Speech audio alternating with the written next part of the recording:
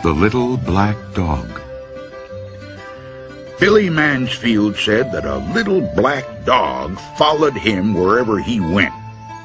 But he was the only one who saw it, so people thought he was kind of crazy. To drive the dog away, Billy was always hollering at it, throwing rocks at it, but the dog always came back. The first time Billy saw that dog was the day he fought Silas Burton. Billy was just a young man then, but the Burtons and Billy's family had been feuding for years. When Billy saw Silas riding toward him, he went for his gun and Burton went for his, but Billy fired first. He hit Burton in the back, knocking him from his horse.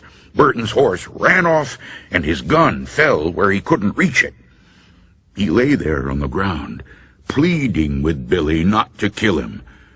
But Billy killed him anyway. Burton's little black dog was with him when he was shot. The dog kept licking Burton's face and barking and snarling at Billy. In his anger, Billy killed the dog, too. There wasn't much law enforcement in those days, so Billy wasn't arrested. But all that night he heard Burton's dog outside his cabin, scratching on his door and barking to be let in. "I'm imagining this," Billy said to himself. "I shot that dog. It's dead." But the next morning, Billy saw the dog. It was waiting for him outside.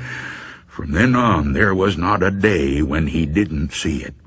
And there wasn't a night when he didn't hear it scratching on his door, barking to be let in.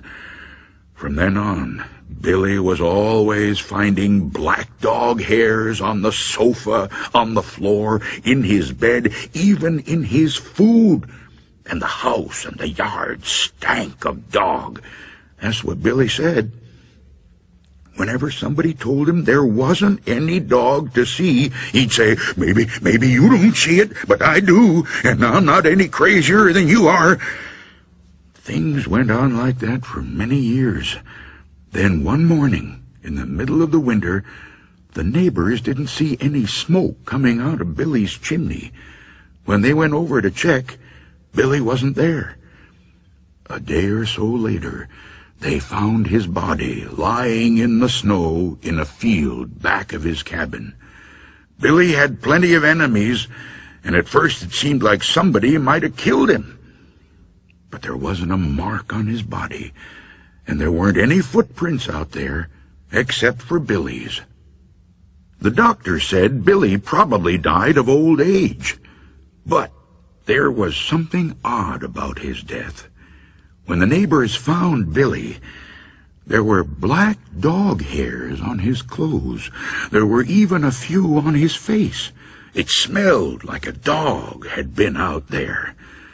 Yet no one had seen a dog anywhere.